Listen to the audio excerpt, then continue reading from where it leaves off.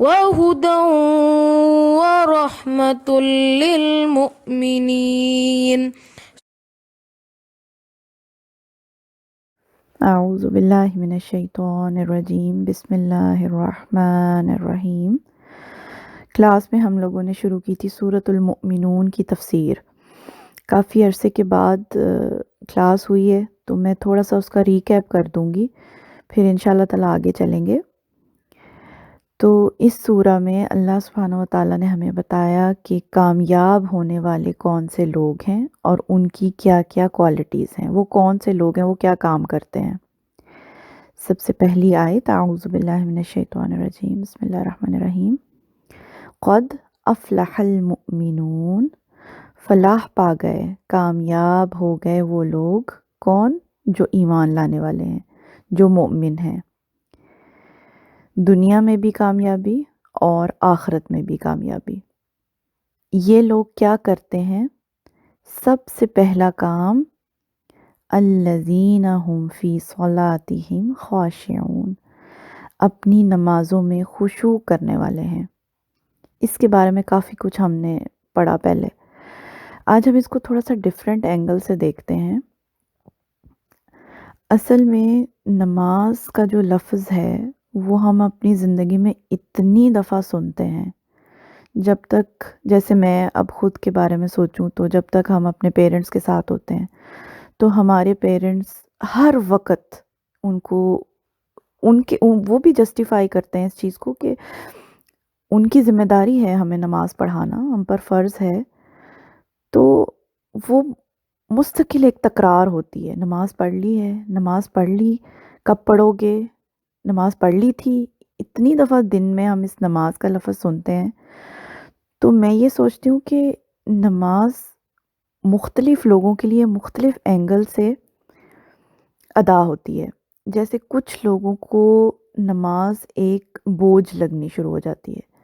دیکھیں، جب تک ہم خود کے ساتھ سنسیئرلی انالیسز نہیں نا اپنا کریں گے تب تک ہماری نمازوں میں خشوع نہیں آئے گا۔ تو to be very open, to be very frank, ہمیں ایک دوسرے سے بات کرنی چاہیے، ڈسکس کرنا چاہیے ہم نماز کو کیسے دیکھتے ہیں۔ تو کچھ لوگوں کے لیے تو نماز ایک برڈن ہو جاتی ہے۔ وہ برڈن کیوں ہو جاتی ہے؟ اس میں زیادہ تر پیرنٹس کا بھی قصور ہوتا ہے کہ وہ بچوں کو اتنی دفعہ تکرار کرتے ہیں نماز کی کہ بچوں کو ایسے محسوس ہوتا ہے کہ یہ ایک برڈن ہمارے اوپر ڈال دیا گیا ہے۔ اور پھر کیا ہوتا ہے، کچھ لوگ تو اسے ایز اے برڈن ہی پڑھتے ہیں۔ ان کو لگتا ہے کہ ہماری زندگی کے کاموں میں، روزمرہ کے کاموں میں جیسے ایک رکاوٹ سی ہے، سب کام چھوڑنے ہیں اور اب نماز پڑھنی ہے۔ کچھ لوگ تو اس کو اس طرح سے فیل کرتے ہیں، کچھ لوگ اس کو فیل کرتے ہیں بس ایک ریچول، کہ جیسے کھانا پینا ہے بس ویسے ہی نماز بھی ہے، تو پڑھ لی جلدی جلدی سے، بس کام پورا ہو گیا۔ کچھ لوگ کام پورا کرتے ہیں بس۔ پھر مختلف کیٹیگریز ہیں، قرآن میں ہی بیان ہوئی ہیں۔ کچھ تو صرف دکھاوے کے لیے ہی پڑھتے ہیں، جیسے دکھاوا کسی بھی چیز کا ہو سکتا ہے۔ دکھاوا یہ بھی ہو سکتا ہے کہ آپ کے پیرنٹس نے آپ کو کہا ہے اور آپ نے اٹھ کر ان کو دکھانے کے لیے پڑھ لی کہ اب ماما بہت زیادہ بولتی نہ جائیں تو میں پڑھ کے دکھا دوں بس، تو یہ نماز ہو گئی۔ کچھ لوگ پھر صرف اسی لیے پڑھتے ہیں کہ ان کو نیک سمجھا جائے۔ ایسے لوگوں کو بھی بیان کیا گیا ہے قرآن میں کہ وہ دکھاوے کے لیے پڑھتے ہیں، جب سب لوگ دیکھ رہے ہیں تو بڑی بڑی اچھی نماز پڑھ لی، اور نہیں ہے کوئی پاس، اکیلے ہیں تو کبھی پڑھ لی اور کبھی چھوڑ دی۔ کچھ ایسے بھی لوگ ہیں۔ ہر انسان نماز کو مختلف اینگل سے دیکھتا ہے۔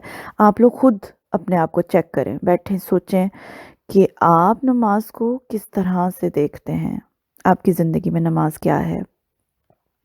آج ہم اس کو اس اینگل سے دیکھتے ہیں کیونکہ میری بھی یہی کوشش ہے کہ میری نماز بہتر ہو، اور میری یہ بھی کوشش ہے کہ آپ لوگوں کے دل میں بھی اس کی وہ اہمیت پیدا ہو جو اللہ سبحانہ و تعالیٰ ہم سے چاہتے ہیں۔ تو اس کو اس اینگل سے دیکھتے ہیں کہ نماز ایک ملاقات ہے، ہماری اللہ سے ایک میٹنگ ہے، ایک ملاقات ہے، اور یہ ملاقات مختلف اوقات میں دن کے اللہ تعالیٰ نے اس لیے رکھی ہے تاکہ انسان دنیا میں مشغول نہ ہو جائے۔ دیکھیں اللہ یہ بھی کہہ سکتے تھے کہ سارے دن کے کام کر لو اور رات کو سونے سے پہلے 5 پڑھ لو نمازیں، ایسے بھی تو کہہ سکتے تھے نا۔ یہ مختلف ٹائمنگز میں کیوں رکھی گئی ہیں؟ اس کا یہ مطلب ہے کہ اللہ یہ چاہتے ہیں کہ ہم خود کو دنیا میں مشغول نہ کر لیں، ہم اپنے کام کریں، کھائیں پئیں کمائیں سب کریں، پڑھیں، لیکن پھر بیچ میں تھوڑا سا وقفہ لے کر اللہ کو یاد کر لیں۔ تو اس میں ایک تو حکمت بھی ہے، بہت بڑی حکمت ہے، لیکن آج میں صرف یہ بات کروں گی کہ جب ہم جاتے ہیں نماز کی طرف تو کیسے جاتے ہیں؟ تو منافقین کی ایک صفت بتائی گئی ہے قرآن میں کہ وہ جب نماز کی طرف آتے ہیں تو ایسے آتے ہیں جیسے سستی کے مارے ہوئے۔ کچھ لوگ اس کو ایسے بھی پڑھتے ہیں بس بہت سست ہو کے۔ تو چونکہ ہمیں اپنی نمازوں میں خشوع پیدا کرنا ہے نا، یہاں پر خشوع کی بات آئی ہے، اور خشوع ایک پروسیس سے گزرنے کے بعد آتا ہے۔ آپ ایسے نہیں کہیں گے کہ آپ نے آج نماز کی پابندی شروع کی تو آپ کی نماز میں خشوع بھی فوراً ہی آ جائے گا۔ یہ ایک پروسیس ہے، اور آپ کہہ لیں اگر اس کو 1 to 10 نمبرز میں دوں، نماز کو بیٹر کرنے کے لیے اگر 1 to 10 نمبرز میں دوں تو 10th نمبر ہے خشوع کا۔ یہ ایک دم سے فرسٹ سٹیپ پہ نہیں آ جاتا، تو اس کو آہستہ آہستہ ڈیولپ کرنا پڑتا ہے، اور اس کے لیے ضروری ہے سب سے پہلی بات کہ آپ دل میں یہ سوچ لیں کہ اب آپ نے اللہ سے ملنے جانا ہے۔ آپ کو معلوم ہے کہ نمازی کے آگے سے گزرنے کا کتنا بڑا گناہ ہے؟ بہت سخت تنبیہ ہے اس کے بارے میں کہ نمازی کے آگے سے نہ گزرو۔ تو کبھی سوچا ہے کہ اتنا کیوں اللہ کو ناپسند ہے نمازی کے آگے سے گزرنا؟ اس لیے کہ یہ 1 to 1 اللہ اور بندے کے درمیان ملاقات ہو رہی ہوتی ہے۔ اب آپ سوچیں، جب آپ 1 to 1 کسی سے بات کر رہے ہوں، کوئی بیچ میں سے گزرے، ڈسٹرب کرے، بار بار گزرے، کیسا محسوس ہوگا؟ برا لگے گا نا؟ اللہ کو برا لگتا ہے کہ جب اللہ بندے کی طرف متوجہ ہے اور بندہ اللہ سے بات کر رہا ہے تو بیچ میں سے کوئی نہ گزرے۔ اس لیے اس کی اتنی زیادہ نصیحت ہے، اتنی تنبیہ ہے کہ نمازی کے آگے سے کوئی نہ گزرے۔ تو یہ آپ کی 1 to 1 اللہ سے ملاقات ہونے جا رہی ہے۔ تو آپ سوچیں کہ جب آپ کسی بڑے سے یا اپنی فرم کے شیف سے بات کرتے ہیں، ملاقات کرتے ہیں، میٹنگ کرنے جاتے ہیں، تو کیا کیا چیزیں ہیں جو آپ کرتے ہیں؟ سب سے پہلے تو آپ تیاری کرتے ہیں نا اس کی، یا اپنے پروفیسر سے یا آپ اپنے ٹیچر سے، آپ کی 1 to 1 میٹنگ ہونے جا رہی ہے تو آپ اس کی سب سے پہلے تیاری کرتے ہیں۔ آپ کچھ نوٹس بناتے ہیں، لکھ لیتے ہیں کاپی پہ ایک دن پہلے تیاری کر لیتے ہیں کہ جی میں وہاں پر کوئی پوائنٹ بھول نہ جاؤں، میں جو ڈسکس کرنا ہے۔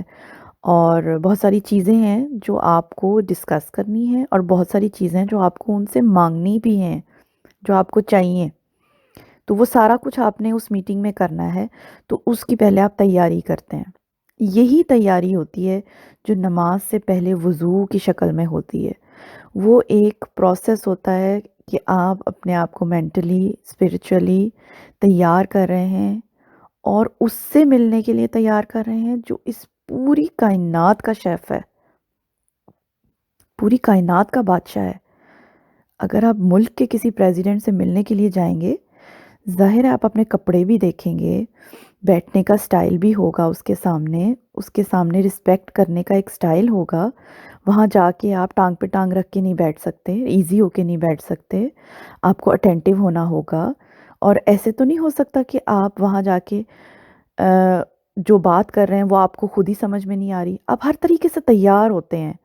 اسی طرح جب اللہ تعالیٰ سے ملنے کے لیے جائیں گے نیکسٹ ٹائم، اب آپ جب نماز پڑھیں گے تو آپ یہ سوچیں گے کہ اب آپ اللہ سے ملنے کے لیے جا رہے ہیں، اللہ سے ملاقات کرنے کے لیے جا رہے ہیں، تو اس کے لیے اچھا سا پہلے وضو ہوگا، یعنی کپڑے آپ کے صاف ستھرے ہوں اور رسپیکٹیبل ہوں اور سطر کور ہو۔ پھر آپ اچھی طرح سے واش کریں اپنے سارے جسم کو، صاف ستھرے ہوں، ٹیتھ صاف ہوں، اچھے سے کور کیا ہو لیڈیز نے اپنے آپ کو، اور پھر آپ تیاری کر کے آ جاتے ہیں ملاقات کے لیے۔ جب انسان جائے نماز پہ آ کے کھڑا ہوتا ہے، آپ بھی میں بھی، ہم سب کو ضرورت ہے، نصیحت کی ضرورت ہر ایک کو ہوتی ہے، اور یہ سب سے پہلے میرے اپنے لیے ہے۔ تو ہم جب دائیں نماز پہ آ کے کھڑے ہوں تو جب اللہ اکبر کہتے ہیں تو یہ کیا ہے اللہ اکبر کہنا؟ اللہ اکبر کا کیا مطلب ہے؟ اللہ سب سے بڑا، یعنی اب جب میں نے ہاتھ اٹھا دیے تو اس کا مطلب ہے کہ دنیا کی ہر چیز چھوٹی ہے اور اب اللہ بڑا ہے، اب اللہ مین فوکس ہے، اب اللہ ہی صرف ذہن میں ہوگا کیونکہ وہ سب سے بڑا ہے۔ تو یہ جب ہم کہتے ہیں نا ہاتھ اٹھا کے، تو ہم ہاتھ اٹھانے کا بھی آپ سٹائل دیکھیں جو سکھایا گیا ہے، ایسے لگتا ہے سب چھوڑ کے، ہاتھ خالی کر کے ہتھیلیاں اللہ کی طرف کر لیں اور کہا اللہ اب میں سب چھوڑ کے آ گیا تیرے پاس، دنیا کی اب ہر چیز بے معنی ہے اور میں تیرے آگے حاضر ہوں۔ یہ چیزیں جب آپ سوچنا شروع کریں گے نا، آپ دیکھیں گے آپ کی نماز میں بہتری آنی شروع ہوگی اور خشوع آہستہ آہستہ ڈیولپ ہوتا جائے گا نماز میں۔ یہ آپ کر کے دیکھیں ایکسپیریمنٹ۔ پھر جب ہم اللہ اکبر کہتے ہیں اور اپنی نماز شروع کرتے ہیں جو ہمیں سکھائی گئی ہے، تو ہمیں نماز تو اسی طریقے سے انہی الفاظ کے ساتھ پڑھنی ہے جو ہمیں سکھائی گئی ہے، مگر ایک چیز جو میں محسوس کرتی ہوں کہ ہمارے اور اللہ کے درمیان ایک جو رابطہ نہیں بنتا ہے نا، اس کی مین وجہ کیا ہے کہ جو ہم الفاظ بول رہے ہیں نا نماز میں، ہمیں خود ہی ان کی سمجھ نہیں ہے۔ جب ہم اللہ سے بات کر رہے ہیں، ہم ون ٹو ون ملاقات کر رہے ہیں، اس سے بات چیت ہو رہی ہے، عجیب بات ہے کہ ہمیں خود ہی نہیں پتا کہ ہم کیا بول رہے ہیں کیونکہ الفاظ عربی کے ہیں اور ہمیں سمجھ نہیں ہے۔ تو جو سب سے پہلا کرنے کا کام ہے نا اب اس آیت پہ عمل کرنے کے لیے، وہ یہ ہے کہ جو بات ہم اللہ سے کریں ہمیں اس کا اچھے طریقے سے علم ہونا چاہیے کہ ہم کیا بات کر رہے ہیں اللہ سے۔ تو سب سے پہلے تو جو تعریف کے کلمات ہیں نا اللہ تعالیٰ کے لیے ہمارے منہ سے نکلتے نماز میں، وہ ان کے معنی اور ان کی سمجھ آنی بہت ضروری ہے۔ کیسی عجیب بات ہے، ہم اللہ سے بات کر رہے ہوتے ہیں مگر ہمیں خود ہی پتہ نہیں ہوتا ہم کیا بات کر رہے ہیں۔ یہ کتنی عجیب بات ہے، اسی لیے تو خشوع ڈیولپ نہیں ہوتا، اسی لیے تو بات میں مزہ نہیں آتا اور ہماری توجہ اسی لیے ہٹ جاتی ہے نماز سے کیونکہ ہمیں سمجھ نہیں ہے ان الفاظ کی۔ تو اب کرنے کا سب سے پہلا کام یہی ہے، ہوم ورک یہی ہے کہ جو ہم پڑھتے ہیں نا ثنا نماز میں، سب سے پہلے ہم پڑھتے ہیں سبحانک اللہم و بحمدک و تبارک اسمک و تعالی جدک و لا الہ غیرک۔ اس ساری ثنا کا، تعریف کا کیا مطلب ہے؟ یہ بہت اچھے طریقے کے ساتھ ایسے آنا چاہیے جیسے میں اب اردو بول رہی ہوں اور مجھے سمجھ ہے کہ ہر حرف، ہر لفظ جو میرے منہ سے نکل رہا ہے اس کا کیا مطلب ہے۔ مجھے پتہ ہے نا، یہ میری زبان ہے، مجھے پتہ میں کیا بول رہی ہوں۔ اس طرح سے نماز کے ہر لفظ کا ہمیں مطلب پتہ ہونا چاہیے تاکہ بات کرنے میں مزہ آئے، اللہ سے بات کرنے میں لطف آئے۔ پھر آہستہ آہستہ جب ہم ساری نماز سیکھ جائیں گے نا، پھر آپ یہ چیز آپ ایکسپیرینس کریں گے کہ ایک بات چیت کا لیول ڈیولپ ہوگا، اللہ سے بات چیت شروع ہوگی ہماری اور ہمیں پتہ ہوگا ہم کیا بات کر رہے ہیں اور ہمیں پتہ ہوگا ہم کیا مانگ رہے ہیں اللہ سے۔ تو آہستہ آہستہ پھر جو ہے نا وہ خشوع آئے گا نماز کے اندر۔ خشوع کیا ہے یہ میں نے پہلے بھی بہت ڈیٹیل سے بتایا تھا، ایک ایسی کیفیت ہے جس میں آپ کے جسم کا ہر عضو اور دماغ مکمل طور پہ حاضر ہو جائے نماز میں۔ تو اس کو نہ تو ایز اے برڈن لیں، نہ ایز اے ریچول لیں، کیونکہ جب یہ چیزیں آئیں گی نا ذہن میں، اچھا بس پڑھنی ہے، بس پڑھ لی، کام ختم ہوا، تو وہ تو ایک جیسے گیم ہوتی ہے نا ہٹ اینڈ رن وہ کیفیت ہوگی۔ کام کر رہے ہیں، نماز کا ٹائم ہوا، آئے دو ٹھونگے ماری، جلدی جلدی پھر بھاگ گئے۔ وہ جو گیم ہوتی ہے نا، ایک گیم ہوتی ہے اس میں کہتے ہیں ہٹ اینڈ رن، وہ کیفیت نہیں ہونی چاہیے۔ پراپر ملاقات ہونی چاہیے، میٹنگ ہونی چاہیے اللہ سے۔ تو اس میں ایک مثال میں ہمیشہ دیتی ہوں کہ ہمارا جو جسم ہے نا وہ دو چیزوں کا کمپوزیشن ہے، ایک ہمارا جسم ہے اور ایک ہماری روح ہے، یہ دونوں ملتے ہیں تو ہم بنتے ہیں۔ اب اگر جسم میں سے روح کو نکال دیا جائے، جیسے روح جب نکلے گی جب ہماری ڈیتھ ہوگی، روح کو اگر نکال دیا جائے گا نا جسم سے، ہمارا جسم گر جائے گا، ختم ہو جائے گا، ایک فنگر بھی ہم ہلا نہیں سکیں گے، ہمارے اندر سے جو اصل چیز ہے نا وہ نکل جائے گی۔ پھر کیا ہو جائے گا؟ آہستہ آہستہ جسم ختم ہو جائے گا، مٹی ہو جائے گا۔ آپ کو پتہ ہے جب انسان کو دفنایا جاتا ہے باڈی ڈیکمپوز ہونا شروع ہو جاتی ہے، سب ختم ہو جائے گا ہمارا یہ جسم۔ کیوں؟ اس میں سے اصل چیز نکل گئی، روح نکل گئی۔ ہماری نمازوں میں سے بھی نا روح نکل گئی ہے، اصل چیز نکل گئی ہے، صرف جسمانی ورزش رہ گئی ہے۔ ایک ایکسرسائز کرتے ہیں ہم، ہمیں پتہ ہوتا ہے الارم بج گیا، نماز ہو گئی، چلو جی جا کے جائے نماز پہ کھڑے ہوتے ہیں اور اس کو ایک ایکسرسائز کی طرح سے کر لیتے ہیں، کر کے ختم ہوتا ہے۔ اس میں روح جو ہے نا، وہ روح کا نام ہے خشوع۔ اس روح کو اندر پیدا کرنے کے لیے، اصل چیز کو پیدا کرنے کے لیے ہمیں کوشش کرنی ہے، اور یہ ایک دن میں نہیں ہوگا، اس کے لیے مسلسل ایفرٹ کی ضرورت ہے۔ اور وہ خشوع ڈیولپ ایسے ہوگا کہ ہم شعوری طور پر نماز پڑھیں، شعوری طور پر اللہ سے ملیں۔ جب بھی اذان ہو ہمیں پتہ چل جائے اب ملاقات کا ٹائم آ گیا ہے، اس کے بعد دنیا کی ہر چیز ختم، ذہن میں آنے والے سب خیالات ختم، سب پریشانیاں، سب ٹینشن، سب مصروفیات، سب پیچھے، اب صرف اللہ اور آپ۔ اللہ اکبر کہہ دیا، بات ختم، بس پھر آپ ہیں اور اللہ ہیں، اور کوئی نہیں ہے، پھر درمیان میں اور کوئی نہیں ہے۔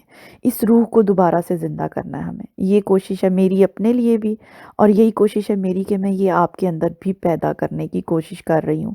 باقی ہدایت تو اللہ کے ہی اذن سے آنی ہے، لیکن آپ لوگ اس چیز کو پلیز کوشش کریں کہ ہم اس روح کو دوبارہ پیدا کریں نمازوں میں، انشاءاللہ تعالی۔ تو آج میں زیادہ لمبا نہیں بولنا چاہتی، آج اتنا ہی رہنے دیتے ہیں، پھر انشاءاللہ اس کو جو ہے آپ بھی مجھے ضرور ہوم ورک کیجئے، اس پر کام کیجئے، اس پر پھر مجھے بتائیے، فیڈ بیک دیجئے کہ ہاں یہ چیز ہمیں فائدہ دے رہی ہے نماز کے اندر، اور ہمارا ایک تعلق جو ہے وہ پیدا ہو رہا ہے اللہ تعالیٰ کے ساتھ۔ یہ خود ہی آپ کو محسوس ہونا شروع ہو جائے گا جب آپ کی زندگی کے سارے کام ریگل میں سے ہونے شروع ہو جائیں، جب آپ کی زندگی میں سکون آنا شروع ہو جائے، جب آپ کی دل کو ٹھہراؤ آ جائے۔ مشکل سے مشکل حالات بھی ہیں، بہت پریشانی بھی ہے، دکھ ہے، تکلیف ہے، اس میں بھی اگر آپ کا دل مضبوط ہے، ٹھہرا ہوا ہے نا، سمجھ جائیں کہ آپ کی نمازوں میں ٹھہراؤ اور سکون آنا شروع ہو گیا ہے۔ یہ نماز ڈائریکٹلی لنکڈ ہے ہماری زندگی کے ساتھ، ہمارے ہر کام کے ساتھ۔ جس دن نمازیں آپ کی سکون سے پڑھی جاتی ہیں نا، اس دن آپ کی دنیا کے بھی سارے کام اس پورے دن میں سکون سے ہی ہو رہے ہوتے ہیں۔ لیکن جس دن میں نے دیکھا ہے کہ نمازیں ہماری ڈسٹرب ہوتی ہیں، جلدی جلدی پڑھی جا رہی ہیں، نماز میں کوئی خشوع نہیں ہے، کوئی اللہ کی یاد نہیں ہے، تو باقی کے کام بھی سارے ڈسٹرب ہو جاتے ہیں، پریشانی سی رہتی ہے، ایک دل کو سکون نہیں آتا۔ تو اس سکون کو پانے کے لیے نماز میں سکون ضروری ہے۔ اسی کو کہتے تھے نا نبی صلی اللہ علیہ وسلم کہ نماز میری آنکھوں کی ٹھنڈک ہے۔ وہ آنکھوں کی ٹھنڈک جو ہے وہ ہمیں نہیں محسوس ہوتی، جب ہم نماز کی طرف آتے ہیں ہمیں نہیں محسوس ہوتی وہ آنکھوں کی ٹھنڈک۔ تو وہ ٹھنڈک جو ہے نا وہ تبھی محسوس ہوگی جب خشوع پیدا ہوگا، ایک رابطہ بنے گا، ایک اللہ سے کانٹیکٹ بنے گا، اس کو بنانے کی کوشش کرنی ہے انشاءاللہ تعالی۔ آج کے لیے اتنا ہی رہنے دیتے ہیں۔ سبحانک اللہم و بحمدک، اشہد ان لا الہ الا انت، استغفرک و اتوب الیک۔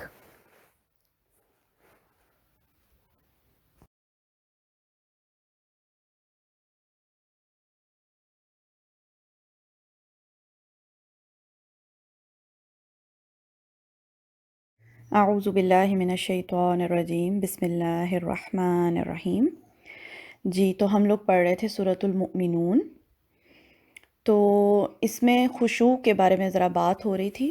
تو چونکہ عربی زبان ایک بہت جامع زبان ہے، اس کے ایک ایک ورڈ میں آپ کہہ لیں کہ بہت سارے میننگز ہیں جو جمع ہوتے ہیں۔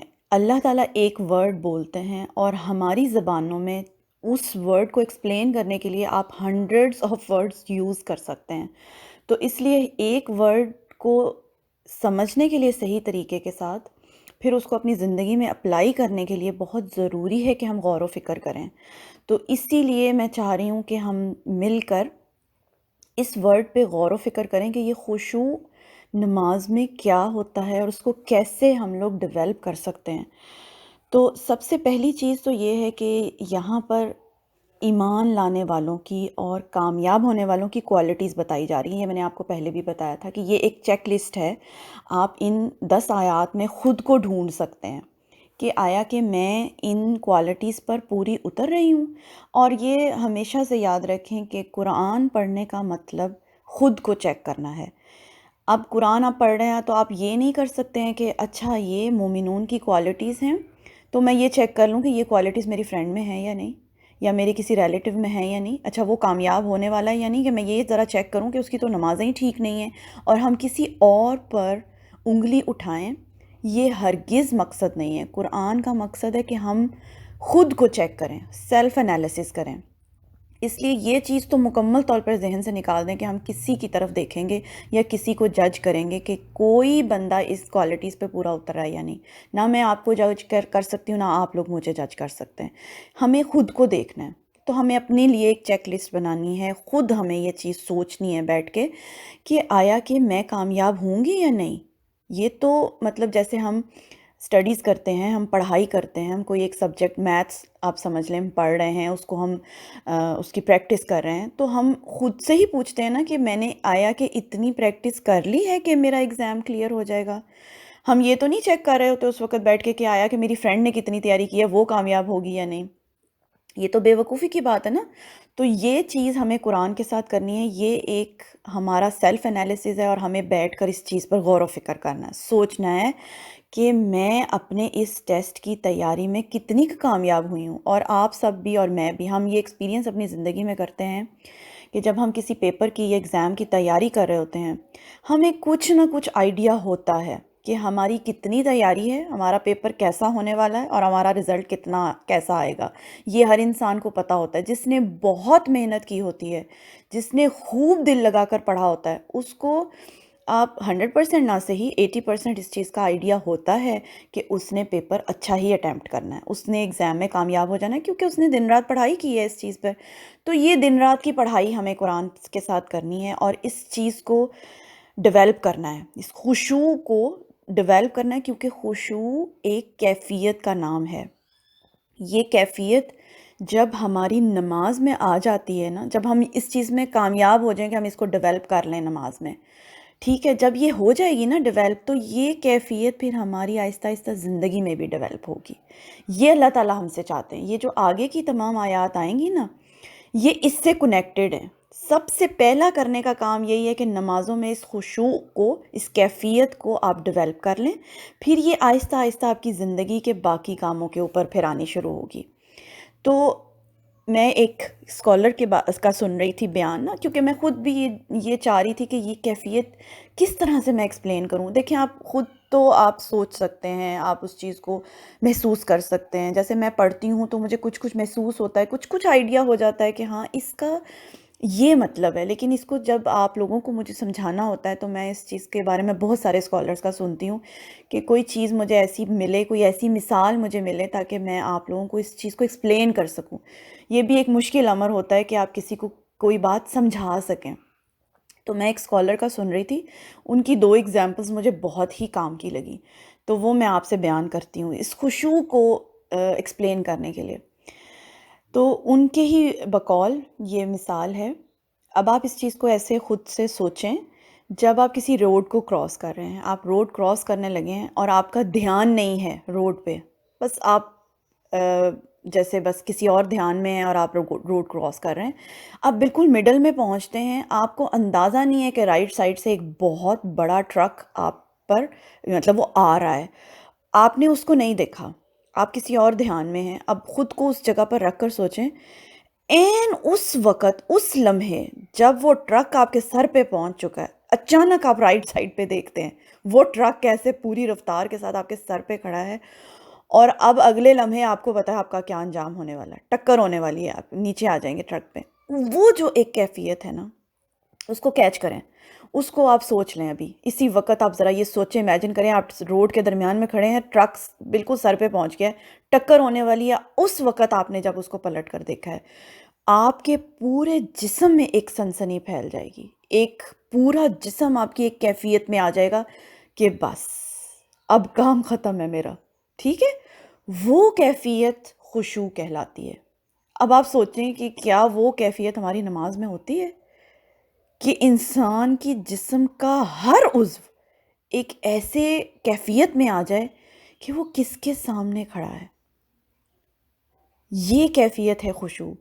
اب آپ اس چیز کو امیجن کریں، کیا وہ کیفیت ہماری ہوتی ہے نماز کے اندر؟ یا پھر ایک اور انہوں نے بڑی اچھی مثال دی. وہ مثال کیا ہے کہ آپ نے اچھی تیاری کی ایگزام کی اور پیپر ہو گیا اچھا، اور آپ کی مدر نے، آپ کے پیرنٹس نے آپ کے ساتھ بہت ایفرٹ کی ہے. سب پیرنٹس کرتے ہیں نا بچوں کی، جب ایگزام ہونے والے ہوتے ہیں ایسے لگتا ہے پیرنٹس کا ایگزام ہو رہا ہے، وہ بچوں کے ساتھ لگ کے محنت کر رہے ہوتے ہیں. اچھا، وہ ایگزام ہوا، پیپر آؤٹ ہوا، پیپر اب آپ نے لیا، اس میں آپ فیل ہو گئے. آپ نے بھی کافی محنت کی تھی، مدر نے بھی بہت محنت کی تھی ساتھ. اب مدر گھر میں ویٹ کر رہی ہے کہ آپ نے پیپر لے کر آنا ہے. وہ جو سارا ٹائم ہے کہ کلاس سے آپ نے جب گھر تک پہنچنا ہے، آپ اس کیفیت کو چیک کریں اپنی، کہ شرمندگی، ندامت، اور اس چیز کا خیال کہ میں اور زیادہ پڑھ لیتی، اور اس چیز کا خیال کہ میری مدر کا کیا ری ایکشن ہوگا. ڈر بھی ہے، پھر کچھ امید بھی ہے کہ ماما تو بہت پیار کرتی ہیں، شاید اتنا نہ ڈانٹیں، ہے نا. ایک وہ کیفیت آپ اس چیز کو اپنے اوپر سوچیں، اس کو خشوع کے ساتھ آپ ریلیٹ کر سکتے ہیں. اب آپ گھر میں پیپر لے کر انٹر آئے ہوئے ہیں، مدر پوچھ رہی ہے ہاں جی بیٹے پیپر دکھائیں. مدر کو ایک امید ہے کہ کامیابی ہوئی ہے تو وہ پیپر مانگ رہی ہے. اب آپ نے پیپر، آنکھیں آپ کی نیچے ہیں، آپ کی آنکھوں میں آنسو ہیں، دل میں آپ کے ڈر ہے. اب وہ پیپر آپ ہینڈ اوور کر رہے ہیں، وہ کیفیت آپ سوچیں ذرا، وہ فیلنگ لے کر آئیں، اس کو خشوع کے ساتھ ریلیٹ کریں. اب آپ کے آنسو گر رہے ہیں، ماما کے ہاتھ میں پیپر ہے، آپ کو پتا اب آگے کیا ہونے والا ہے، وہ آنسو گر رہے ہیں، وہ ندامت، وہ ایک شرمندگی کہ کاش میں یہ پیپر دے رہی ہوتی تو ماما میرے سے خوش ہوتی، کاش میں پاس ہوئی ہوتی. اب وہ جو کیفیت ہے کہ وہ ڈر ہے دل میں اور وہ آنسو گر رہے ہیں آنکھوں سے، ماما کے ہاتھ میں پیپر، ماما کا بھی رنگ اڑا ہوا ہے، وہ کیفیت کیا وہ نماز میں ہوتی ہے؟ اس کو ریلیٹ کر لیں خشوع کے ساتھ. اچھا، اب چلیں وہ ماما نے وہ پیپر دیکھ لیا، وہ ڈانٹ ہوئی، وہ جو سخت سنائی ماما نے، وہ سارا فیز تھا، وہ فیز گزر گیا. اب اس کے اگلے 2-3 گھنٹوں کے بعد آپ سوچیں کہ وہ جو اگلے 2-3 گھنٹے کیا وہی کیفیت آپ کی رہے گی؟ نہیں، وہ کیفیت اس لمحے کی تھی، وہ لمحہ گزر گیا، بات ختم ہو گئی، ماما بھی ٹھنڈی ہو گئی، انہوں نے ڈانٹ لیا جتنا ڈانٹنا تھا. آپ کا بھی وہ ایک جو کتھارسس تھا ہو گیا، آپ نے رو لیا، آپ نے معافی مانگ لی ماما سے، آپ نے کہا کہ ماما مجھے معاف کر دیں، مجھ سے غلطی ہوئی، میں نیکسٹ ٹائم اچھی سے تیاری کروں گی. وہ سارے اس ٹائم میں وہ سب ہوا. اس کے اگلے 3-4 گھنٹوں کے بعد آپ سوچیں وہ کیفیت رہے گی؟ نہیں. یہی خشوع ہے. خشوع نماز میں آپ اللہ کے سامنے کھڑے ہیں، اب آپ کو ساری غلطیاں اپنی یاد آ رہی ہیں، اپنے گناہ یاد آ رہے ہیں، آپ رو رہے ہیں، آپ شرمندہ ہیں، آپ گلٹی ہیں. اب آپ نے رو لیا نماز میں، آپ نے کتھارسس ہو گیا، اب اللہ کے سامنے رو لیا، آپ نے وہ خشوع کے ساتھ اللہ سے بیان کر دیا، وہ سب ہو گیا، وہ کیفیت ختم ہوگی. نماز ختم ہوئی، وہ کیفیت بھی ختم ہو. اگلے 3-4 گھنٹے پھر آرام سے گزر گئے، کوئی وہ کیفیت دوبارہ طاری نہیں ہوئی. لیکن رات کو پاپا گھر آ گئے، اب وہ سارا سین دوبارہ چلنے والا ہے. سوچے پھر یہی اگلی نماز کے ساتھ ہونا ہے آپ کے. اب وہ 3-4 گھنٹے ہیں، بیچ میں آپ نے پارٹی بھی کر لی، وہ کوئی فرینڈز آ گئیں، آپ اس کے ساتھ گپ شپ بھی لگا لی، آپ نے ایک مووی بھی دیکھ لی، وہ سارا ٹائم ختم، وہ ختم ہو گیا خشوع کا جو تھا. لیکن اب وہ پاپا آ گئے ہیں، اب ماما نے پیپر پاپا کو دے دیا، اب وہی ساری کیفیت آپ ریوائز کر لیں. اب پاپا کے آگے منہ نہیں اٹھایا جا رہا، اب پھر سے آنسو گر رہے ہیں، اب پاپا ڈانٹ رہے ہیں، اب وہ سوری ہو رہا ہے، اب وہ سارا فیز دوبارہ آ گیا، خشوع دوبارہ آ گیا. یہی ہے ایک نماز سے پھر دوسری نماز. اس بہت اچھی اگزامپل، میرا خیال اس سے بہتر کیا اگزامپل ہوگی سمجھنے کے لیے اور سمجھانے کے لیے. تو یہی وہ فیز ہے، وہ کیفیت ہے جس کو خشوع کہا گیا ہے. وہ ڈیولپ کرنی ہے نماز کے اندر. لیکن مسئلہ وہی ہوتا ہے کہ کنورسیشن اللہ کے ساتھ ہو ہی نہیں پاتی، کیونکہ جو نماز میں ہم پڑھ رہے ہوتے ہیں وہ ہمیں سمجھ نہیں ہوتی نا۔ اسی لیے میں نے پچھلی کلاس میں کہا تھا کہ پہلے تو اس کو اتنا یاد کر لیں، ان چیزوں کو جو ہم نماز میں عربی میں پڑھتے ہیں نا، ان کو اتنا یاد کریں، ان کے معنی کو، کہ وہ آپ جب بیان کر رہے ہیں نا اللہ سے، تو وہ ایسے ہو کہ جیسے میں اردو بول رہی ہوں اور مجھے پتہ ہے میرا ہر ورڈ مجھے سمجھ میں آ رہا ہے جو میں بول رہی ہوں۔ اس طرح سے عربی جو ہے وہ آپ کو آنی چاہیے، نماز کی ایٹ لیسٹ۔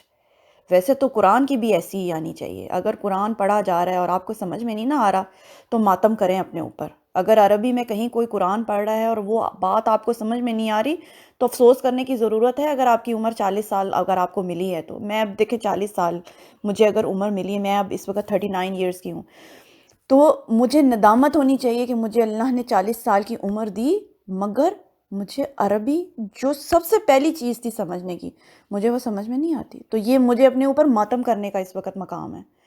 تو ویسے تو سارا ہی قرآن ہمیں ایسے سمجھ میں آنا چاہیے، لیکن ایٹ لیسٹ اس خشوع کو ڈیولپ کرنے کے لیے ہمیں نماز کی جو عربی ہے، نماز کی جو بھی چیزیں ہم پڑھتے ہیں، جو ہمیں سکھائی گئی ہیں، نبی صلی اللہ علیہ وسلم نے جو ہمیں سکھائیں، وہ ہمیں ازبر ہونی چاہیے، کہ ہمیں پتہ ہو سبحانک اللہ کا کیا مطلب ہے، ہمیں پتہ ہو ہم سجدے میں کیا بات کر رہے ہیں، ہمیں پتہ ہو کہ ہم رکوع میں کیا بات کر رہے ہیں اللہ سے۔ جب تک یہ کنورسیشن نہیں نہ ہوگی ڈائریکٹ، تب تک وہ چیز ڈیولپ نہیں ہوگی۔ پھر یہ جو سجدہ ہے نا، اس کی بڑی اچھی ایک ایگزامپل میں آپ کو دیتی ہوں، کہ جس وقت حضرت موسیٰ علیہ السلام کی ملاقات اللہ سے ہوئی، آپ کو پتہ ہے کوہ طور پر حضرت موسیٰ گئے، آگ لینے گئے تھے، انہیں نہیں پتا تھا وہاں پر کیا ہونے والا ہے۔ انہوں نے وہاں روشنی دیکھی، وہ اوپر چڑھ گئے کہ میں آگ لے آؤں، روشنی ہے میں آگ لے آؤں اپنی فیملی کے لیے، تو وہ اوپر چلے گئے، طور پہ، پہاڑ کا نام تھا طور، اس پہ چڑھ گئے۔ اوپر جب پہنچے تو وہ سو سین ہی کچھ اور تھا، وہاں ان کی ملاقات ہوگی اللہ سے، وہاں انہوں نے اللہ کو دیکھا نہیں، یعنی اللہ سے ان کی 1 to 1 بات چیت ہوئی۔ وہاں جو روشنی تھی وہ اللہ کا نور تھا۔ وہاں پہنچے تو اللہ نے آواز دی، موسیٰ یہ میں ہوں اللہ۔ تو جب یہ بات ہوئی، جب ان کو یہ لگا کہ سامنے اللہ موجود ہیں، حضرت موسیٰ کو جب یہ محسوس ہوا کہ سامنے اللہ موجود ہے، تو جو پہلا کام قرآن نے بتایا کہ وہ انہوں نے کیا کیا، وہ سجدے میں گر گئے۔ وہ خشوع ان کے اوپر طاری ہوا، انہیں کچھ سمجھ نہیں آیا، وہ سجدے میں، وہ اس وقت نبی نہیں تھے، ان کو اس وقت پروفٹ نہیں بنایا گیا تھا، ان کو عبادت کرنی نہیں آتی تھی اس وقت، کہ عبادت کو کس طریقے کے ساتھ کیا جائے، ان کو نہیں پتا تھا کہ کیا پڑھا جائے۔ لیکن جب اللہ کا وہ ہوا، دیدار ہوا، جب اللہ کو سامنے پایا تو پہلا کام کیا کیا، سجدے میں گر گئے۔ تو یہ ہمارے اندر، ہمارے انکانشیسنس میں یہ چیز ہے کہ جب رسپیکٹ اور جو وہ کیفیت جب طاری ہوگی کہ جب ہم اللہ کو سامنے پائیں گے تو خود بخود جھک جائیں گے، ہم گر جائیں گے سجدے میں۔ مگر ہم جب سجدہ کر رہے ہوتے ہیں ہمیں پتہ ہی نہیں ہوتا ہم کیا کر رہے ہیں، کیونکہ ہمارا دھیان کہیں اور ہوتا ہے، دھیان ہمارا بٹ جاتا ہے۔ تو خود جب سجدہ کریں تو اس چیز کو امیجن کریں کہ جیسے حضرت موسیٰ گر گئے اللہ کو دیکھ کر سجدے میں، اس طرح میں اس وقت اللہ کے سامنے ہوں۔ اللہ، عبادت کا حسن یہ ہے کہ آپ اس طرح محسوس کریں کہ آپ اللہ کو دیکھ رہے ہیں، اور اگر یہ آپ محسوس نہ کر پائیں تو کم از کم یہ محسوس کریں کہ اللہ آپ کو دیکھ رہا ہے۔ یہ کیفیت آئے گی تو آپ کے جسم کا ہر عضو جیسے سجدے میں چلا جائے گا۔ یہ ایک فطری چیز ہے کہ ہم اس طرح کریں گے۔ تو ان چیزوں کو ڈیولپ کریں، اس خشوع کو ڈیولپ کریں اور ان چیزوں کو لے کر آئیں اپنے اندر۔ اچھا، جو اب نیکسٹ آیت ہے نا، وہ اس کے ساتھ بالکل ایسے کنیکٹ ہے جیسے تسبیح کے دانے ہوتے ہیں نا، جب آپ تسبیح شروع کرتے ہیں تو پہلے دانے سے شروع کرتے ہیں نا، ایسے تو نہیں ہوتا کہ تسبیح کو آپ مڈل سے پکڑ لیں، میں یہاں سے پڑھنا شروع کر دیتی ہوں، نہیں، فرسٹ دانے سے سٹارٹ ہوتا ہے۔ فرسٹ دانہ کیا تھا؟ وہ یہ تھا کہ خشوع آپ کی نماز میں آئے۔ اب اس سے آگے کنیکٹڈ ہے نیکسٹ سٹیپ، جب تک یہ خشوع نہیں آئے گا نیکسٹ سٹیپ پر نہیں جائیں گے۔ نیکسٹ سٹیپ کیا ہے؟ پھر وہ لغو سے پرہیز کرنے لگتے ہیں۔ آیات جو ہیں ان کو دیکھ لیتے ہیں۔ الذین هم فی صلاتہم خاشعون، نیکسٹ ہے والذین هم عن اللغو معرضون، پھر وہ لغو سے اراض کرنے لگتے ہیں، وہ لوگ یہ اب نیکسٹ کوالٹی ہے، اور یہ نیکسٹ کوالٹی پچھلی کوالٹی کے ساتھ انٹر لنکڈ ہے۔ جو لوگ اس خشوع کو ڈیولپ کر لیتے ہیں نماز میں، آہستہ آہستہ یہ خشوع ان کی زندگی میں آنا شروع ہو جاتا ہے، اور پھر ان کی زندگی میں جو سب سے پہلا کام ہوتا ہے وہ کیا ہوتا ہے؟ لغو جو ہے وہ انہیں برا لگنے لگتا ہے۔ جب تک خشوع نہیں آئے گا نماز میں، لغو آپ کو برا نہیں لگے گا۔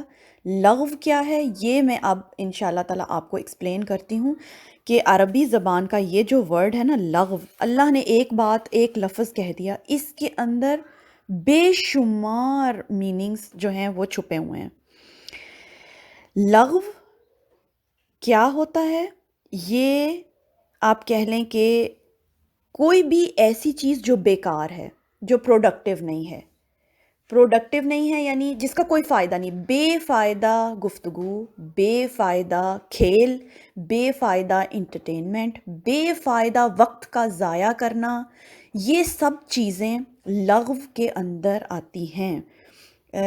ٹائم زیادہ ہو رہا ہے تو میں اس کو کنٹینیو کروں گی انشاءاللہ تعالیٰ۔ ابھی آج کے لیے اتنا ہی۔ سبحانک اللہم و بحمدک، اشہد ان لا الہ الا انت، استغفرک و اتوب الیک۔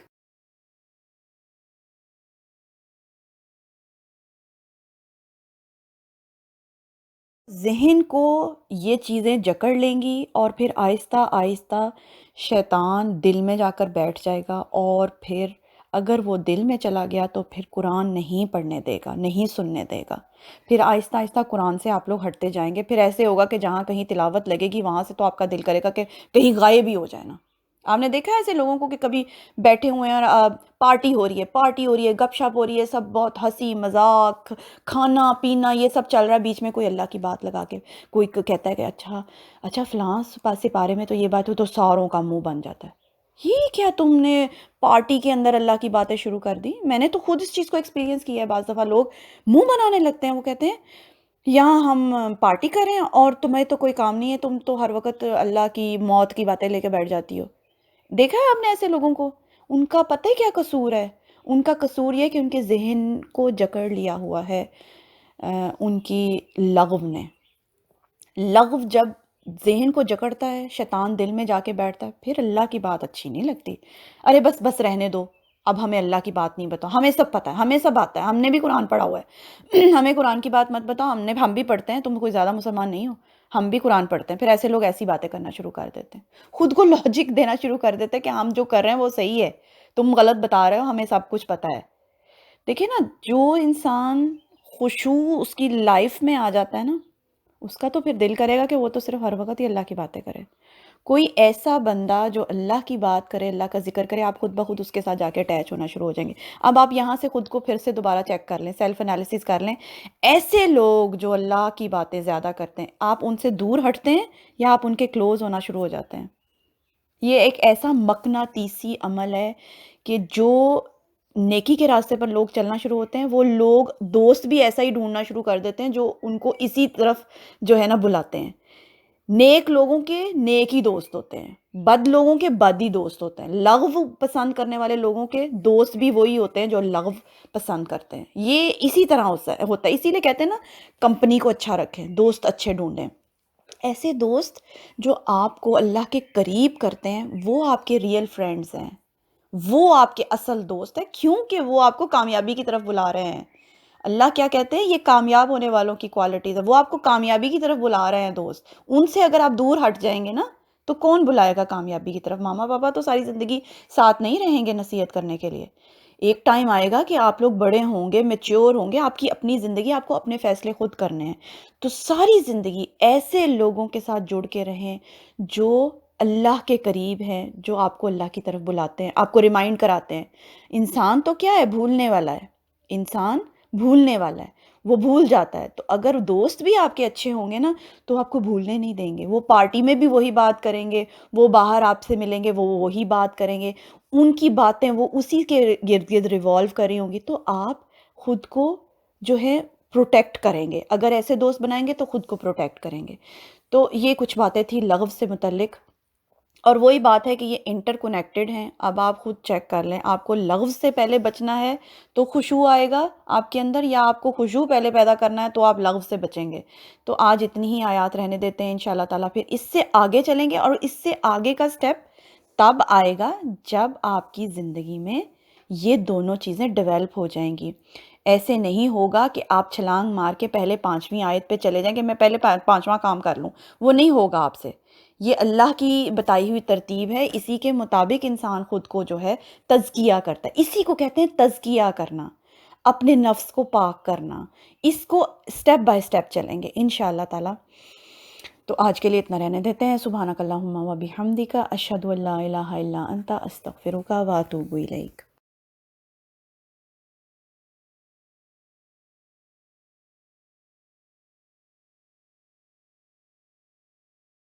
اعوذ باللہ من الشیطان الرجیم، بسم اللہ الرحمن الرحیم. جی تو ہم لوگ لغو کے بارے میں بات کر رہے تھے.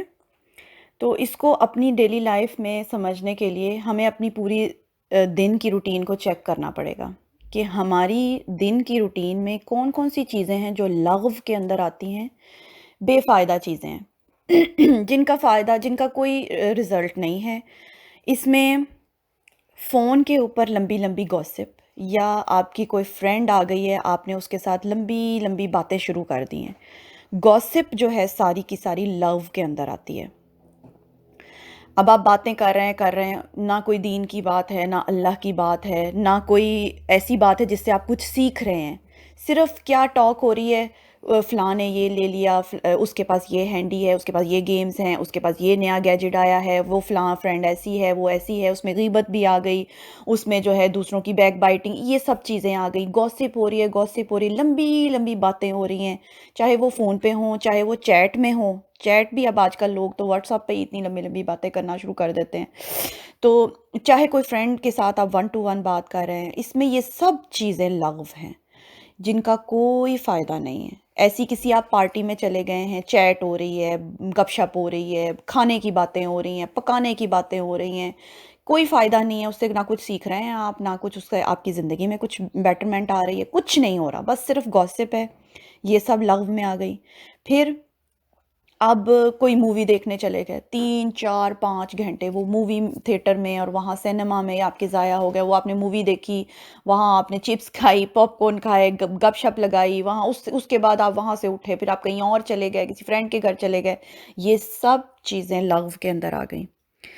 T V dramas, TV shows, TV لگا لیا ہے، کچھ کام نہیں ہے کرنے کے لیے، ٹی وی آن کر دیں. ٹی وی آن بیٹھے ہوئے ہیں گھنٹوں، چینلز چینج ہو رہے ہیں، کچھ آپ نہیں اس میں لرن کر رہے، اس میں کچھ نہیں آپ سیکھ رہے، اس کا کوئی رزلٹ نہیں آ رہا، بس آپ دیکھ رہے ہیں ایک چینل، دوسرا چینل، تیسرا چینل، بیٹھے ہیں گھنٹوں ضائع ہو رہے ہیں ٹی وی کے آگے بیٹھ کے. سب لغو کے اندر ہے. یاد رکھیں یہ وہ چیزیں ہیں جن سے بچنا ہے ہمیں. اللہ تعالیٰ کہتے ہیں کامیاب ہونے والے لوگوں کی یہ کوالٹی ہے کہ وہ ان چیزوں سے اعراض کرتے ہیں. اعراض کیا ہوتا ہے؟ موریدون کا لفظ استعمال ہوا نا. اعراض بچ جاتے ہیں، کنارہ کش ہو جاتے ہیں ایسی چیزوں سے. جب ایسی چیزوں میں پڑتے ہیں اٹھ جاتے ہیں وہاں سے، ان کو اچھی نہیں لگتی یہ چیزیں. یہ بھی اب آپ کی ایک چیک لسٹ ہے. اگر آپ کو یہ چیزیں اچھی لگ رہی ہیں نا، لغو اگر آپ کو اچھا لگ رہا ہے، آپ مزہ آ رہا ہے آپ کو ان سب چیزوں میں، تو پھر اس کا یہ مطلب ہے کہ نماز میں خشوع ڈیولپ نہیں ہوا ہے. یہ نماز کا خشوع اور ہمارا لغو انٹر کنیکٹڈ ہیں. اگر اس کو آپ ریورس بھی کر سکتے ہیں، یعنی اگر آپ چاہتے ہیں کہ نماز میں خشوع پیدا ہو تو آپ زندگی میں لغو جو ہے نا اس کو سائڈ پہ کرنا شروع کریں. جب یہ چیزیں آپ کی زندگی سے، آپ کے دماغ سے، آپ کی سوچوں سے نکلیں گی، دل سے نکلیں گی، آہستہ آہستہ خود ہی آپ کے پاس ٹائم آ جائے گا کہ آپ اللہ کے سامنے زیادہ ٹائم سپینڈ کریں، تو نمازوں میں خشوع آ جاتا ہے. اب یہ ایک رول ہر ایک پہ اپلائی نہیں ہوتا کہ میں یہ کہوں کہ اگر میں خشوع ڈیولپ کروں گی تو میں لغو سے بچوں گی. ہو سکتا ہے آپ کے لیے یہ اپوزٹ ہو سکتا ہے آپ لغو سے بچیں تو آپ کی نماز میں خشوع پیدا ہو. یہ ایسے بھی ہو سکتا ہے. ہر انسان پر ایک ہی رول اپلائی نہیں ہوتا، لیکن یہ دونوں چیزیں کنیکٹڈ ہیں. یہ اب آپ کو خود کو چیک کرنا پڑے گا آپ کو کہاں سے سٹارٹ لینا ہے. آپ کو نماز میں خشوع سے سٹارٹ لینا ہے تو پھر آپ کا لغو دور ہوگا، یا آپ کو پہلے اپنی زندگی سے لغو کو دور کرنا ہے تو آہستہ آہستہ آپ کی نماز میں خشوع آئے گا. یہ اب آپ کو خود چیک کرنا ہے. پھر لغو سے کیسے ایکسپلین کیسے کریں گے؟ گیمز آج کل کی جو نیو جنریشن ہے یہ گیمز میں بہت انوالو ہیں. گیم کیا ہے؟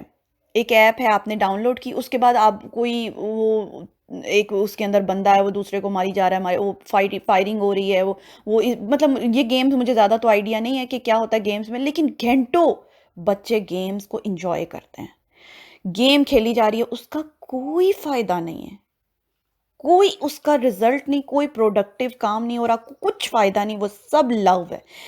ایک تو آپ اپنے ساتھ نا ایک نیکی یہ کریں، بچے سارے اپنے ساتھ ایک نیکی کریں، اپنے فون میں سے نا ساری گیمز ڈیلیٹ کر دیں، ختم کر دیں اپنے فون میں سے گیمز کو. یہ آپ کو کانشیسلی کام کرنے پڑیں گے خود کو لو سے ہٹانے کے لیے، نہیں تو شیطان مسلسل اس کی کوشش ہے کہ وہ آپ کو وسوسہ ڈالتا جا رہا ہے، وہ آپ کے کان میں کہتا جا رہا ہے بھی بہت مزہ آ رہا ہے، بہت مزہ آ رہا ہے. آپ کو مزہ آتا جائے گا اور آپ کا وقت ضائع ہوتا جائے گا، آپ کو پتہ بھی نہیں چلے گا کہ یہ وقت آپ کے ہاتھ سے کہاں نکل گیا. تو ایک تو نیکی یہ کریں نا کہ اپنے فون میں سے سارے گیمز ڈیلیٹ کر دیں. پھر گانے سننے کا شوق بعض دفعہ بہت ینگ بچیوں اور بچوں کو ہو جاتا ہے. گانے سننے کا ایک ایسا چسکا پڑتا ہے، ہر وقت میوزک چل رہا ہے، ہر وقت بڑا مزہ آ رہا ہے، بڑا مزہ آ رہا ہے. مزہ نہیں آ رہا ہوتا، وہ شیطان آپ کو کہہ رہا ہوتا ہے مزہ آ رہا ہے، اصل میں تو آپ اپنا نقصان کر رہے ہوتے ہیں. تو خدا را اپنے فونوں میں سے سارے سانگز ڈیلیٹ کر دیں، مت سنیں. خود سے اپنے آپ کو پابند کریں اس چیز کا، مجھے نہیں سننا، مجھے نہیں سننا، بس مجھے گانے نہیں سننے. اس چیز کو اپنی زندگی سے نکال لیں. جب یہ جو گانے ہیں نا ویسے ہی انسان کے دل میں منافقت پیدا کرتے ہیں، کیونکہ ان کی جو پوئٹری ہوتی ہے نا گانوں کی، اس میں کچھ بھی اچھی چیز نہیں ہوتی ہے. یہ سب لغو ہے اور آپ کے دل کو یہ مشغول کر دیتے ہیں گانے، اللہ سے آپ کو غافل کر دیتے ہیں. یہ منافقت پیدا کرتے ہیں دل میں. آپ کو لگتا ہے کہ بہت مزہ آ رہا ہے، مگر حقیقت میں مزہ نہیں آ رہا ہوتا، حقیقت میں نقصان ہو رہا ہوتا ہے. آنکھیں کھولیں، شعور کی زندگی گزاریں، یہ چیزیں نکال لیں اپنی زندگی میں سے. اب ہیڈ فونز ہیں، وہ ہینڈز فری ہیں، کسی کو نہیں پتا آپ کیا سن رہے ہیں. آپ تو کانوں میں لگائے ہوئے ہیں، ہو سکتا ہے آپ جھوٹی بول دیں، ماما پوچھیں جی آپ کیا سن رہے ہیں، آپ کہہ دیں ہاں میں تو قرآن کے لیسن سن رہی ہوں، مگر آپ تو گانے سن رہی ہیں. کسی کو کیا پتا ہے؟ کوئی نہیں آپ کو جان رہا، کوئی نہیں آپ کو دیکھ رہا، کوئی نہیں جج کر سکتا. یہ خود سے خود آپ سنسیئر ہوں اپنے ساتھ، نقصان نہ کریں اپنا. یہ وقت بہت قیمتی ہے، اس کا نقصان نہ کریں. یہ ہاتھ سے چلا جائے گا پھر کبھی نہیں آئے گا.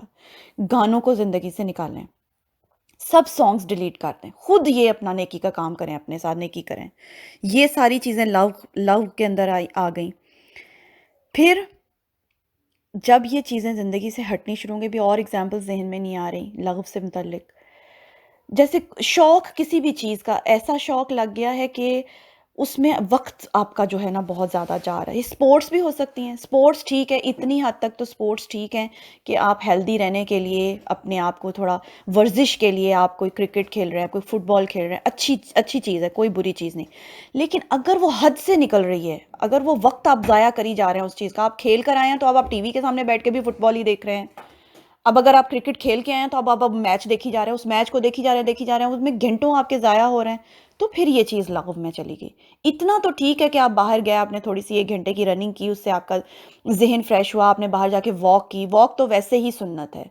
آپ کو پتہ ہے کہ یہ تو حدیث ہے کہ شام کی جو چہل قدمی ہے، نبی صلی اللہ علیہ وسلم نے کہا ہے کہ اس سے مدد لو. شام کی چہل قدمی سے آپ کا ذہن فریش ہوتا ہے. ٹھنڈی ہوا، باہر نکل کے آپ نے لی، چہل قدمی کی، کچھ ذکر کیا، تسبیحات کی، وہ تو بہت ہی اچھی چیز ہے. لیکن اگر اب آپ وہ صرف باتیں کرنے کے لیے اس کو چلے جا رہے ہیں، آپ فرینڈ کے ساتھ ٹائم سپینڈ کرنے کے لیے باہر بیٹھے ہوئے ہیں، وہاں سائٹ سینگ ہو رہی ہے، وہاں بیٹھے ہوئے ہیں، کوئی کام نہیں ہے، وہاں پر صرف گوسپ ہو رہی، تو وہ پھر لغو کے اندر آ جائے گا. سپورٹس میں حد سے زیادہ گزر جانا، بہت وقت ضائع کرنا، پھر لغو کے اندر آ جائے گا. اب یہ آپ کو خود چیک کرنا ہے آپ کی زندگی میں لغو کیا کیا ہے. بیٹھیں، لسٹ بنائیں، چیک کریں، اس کو ٹک لگاتے جائیں. ہاں یہ چیز جو ہے یہ لغو کے اندر آ رہی ہے. کوئی بھی شوق ہو سکتا ہے. بعض لوگوں کو پینٹنگ کرنے کا بہت شوق ہوتا ہے، اب وہ پینٹ کریے جا رہے ہیں، اسی سے ریلیٹڈ ہر چیز اس کو بیٹر کرنا. آخر بتائیں رزلٹ کیا ہے، کیا مل رہا ہے؟ ٹھیک ہے کہ اگر آپ کا شوق ہے اس کو شوق تک رکھیں، ہابی ہے اس کا، ہابی کا بھی ایک ٹائم ہونا چاہیے، اور وہ ٹائم کتنا ہونا چاہیے وہ بھی آپ کو ڈیسائیڈ کرنا ہے کہ وہ ٹائم آپ کی اب باقی عبادات میں نہ آپ دخل اندازی کریں. جب قرآن کا ٹائم ہے تو قرآن چھوڑ کر اب آپ اپنے شوق پورا نہیں کر سکتے. یہ پھر لغو کے اندر آ جائے گا، اور پھر اس کی کوئی لمٹ نہیں ہے، پھر وہ آگے سے آگے آگے سے آگے شیطان آپ کو وسوسہ ڈالتا جائے گا، اور آہستہ آہستہ آپ کا جو عبادت کا ٹائم ہے وہ کم ہوتا جائے گا، شوق پورے کرنے کا ٹائم زیادہ ہوتا جائے گا۔ لیڈیز کو کپڑے بنانے کا شوق ہوتا ہے تو وہ خام خواہ میں بغیر کسی ریزن کے، ضرورت کے، بغیر کسی ضرورت کے شاپس میں ٹائم سپینڈ کرتی ہیں، ایک شاپ سے دوسری شاپ، دوسری شاپ سے تیسری شاپ۔ اب تو شاپس میں بھی جانے کی ضرورت نہیں، آن لائن ہی شاپنگ شروع ہو گئی ہے، آن لائن ہی آپ بازاروں میں گھوم رہے ہوتے ہیں، ایک بائر ہے، دوسرا بائر، تیسرا بائر ہے، اس کا چیک کر لو، اس کا کلیکشن، اس کا برانڈ، نیا برانڈ، یہ برانڈ، وہ برانڈ، کوئی ضرورت نہیں ہے، بس وہ شوق پورا ہو رہا ہے، چیک کری جا رہا ہے، چیک، ٹائم ضائع ہو رہا ہے۔ تو یہ تو لیڈیز، اور میرے لیے سب سے پہلے نصیحت میرے اپنے لیے، کہ یہ جو برانڈز والے چکر ہیں ان سے تو باہر نکلے نا، جتنی ضرورت ہے ٹھیک ہے اتنا تو بنا لیں، ہر ایک کی ضرورت بھی مختلف ہے، بعض لوگ ورکنگ وومن ہوتی ہیں، انہیں باہر جانا ہوتا ہے، انہیں زیادہ کپڑوں کی ضرورت ہوتی ہے، ٹھیک ہے، وہ آپ کو اپنی ضرورت کا خود متعین کرنی ہے کہ یہ میری اتنی ضرورت ہے، ضرورت کے علاوہ اگر وہ اس میں ٹائم سپینڈ ہو رہا ہے تو وہ پھر سارا لغو کے اندر آ جائے گا، وہ آپ کے ذہن کو ایسے جکڑے گا، ایسے آکوپائی کرے گا، پھر نماز میں بھی کپڑے ہی نظر آئیں گے، پھر نماز میں اللہ نظر نہیں آئے گا۔ شوق ہے آپ کو کرکٹ کھیلنے کا شوق ہے تو پھر نماز میں بھی کرکٹ ہی کھیلتے جائیں گے، پھر وہ آپ کے ذہن کو آکوپائی کر لے گا۔